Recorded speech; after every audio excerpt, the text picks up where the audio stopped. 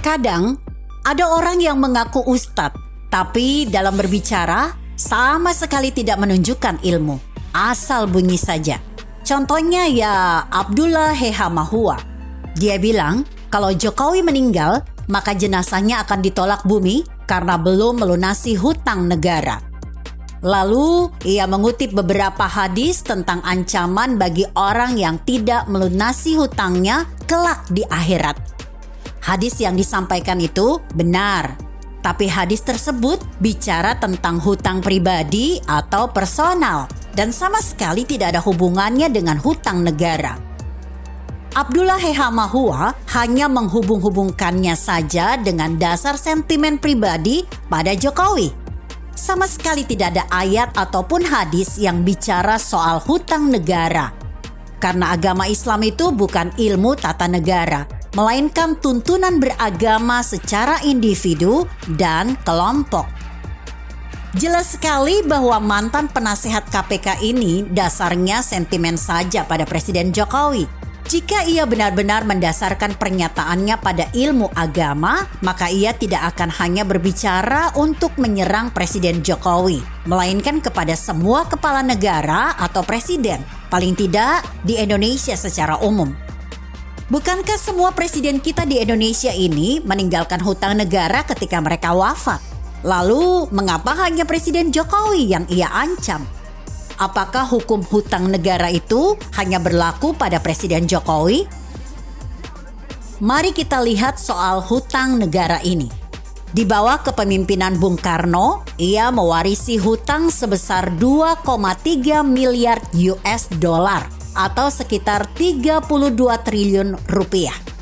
Angka tersebut di luar dari hutang Hindia Belanda yang sebesar 4 miliar US dollar atau sekitar 56 triliun rupiah.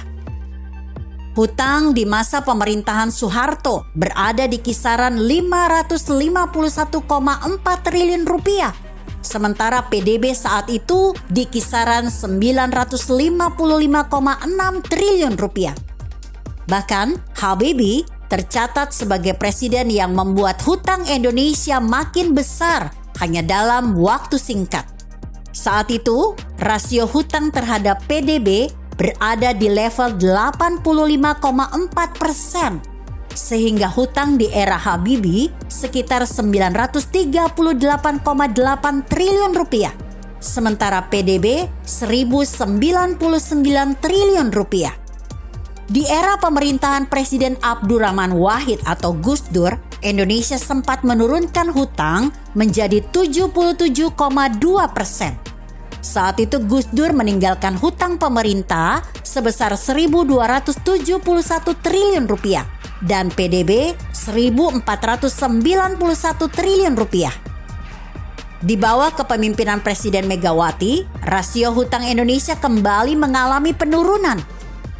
Hutang pada era Megawati sebesar 1.298 triliun rupiah. Sementara PDB 2.303 triliun rupiah. Sehingga rasio hutang saat itu 56,5% terhadap PDB. Setelah mendapat warisan hutang sebesar 1.298 triliun rupiah, hutang Indonesia justru semakin membengkak menjadi 2.608 triliun rupiah di era SBY. Artinya, semua presiden Indonesia meninggalkan hutang negara. Pertanyaannya adalah, mengapa Abdullah Hehamahua hanya mengancam Presiden Jokowi yang bakal ditolak jenazahnya jika meninggalkan hutang negara? Jawabannya jelas. Karena Abdullah Hehamahua memiliki sentimen pribadi pada Presiden Jokowi. Dan ia tidak segan-segan menggunakan ajaran agama Islam secara ngawur untuk memuaskan kebenciannya pada Presiden Jokowi. Sungguh menyedihkan sosok semacam ini. Begitu kira-kira. Artikel ini ditulis Satria Dharma yang disadur dari redaksi Indonesia.com dengan judul Hutang Negara dalam Islam. Jika Anda berpendapat lain, tuliskan komentar Anda di bawah ini. Saya Emma, Karisma 90.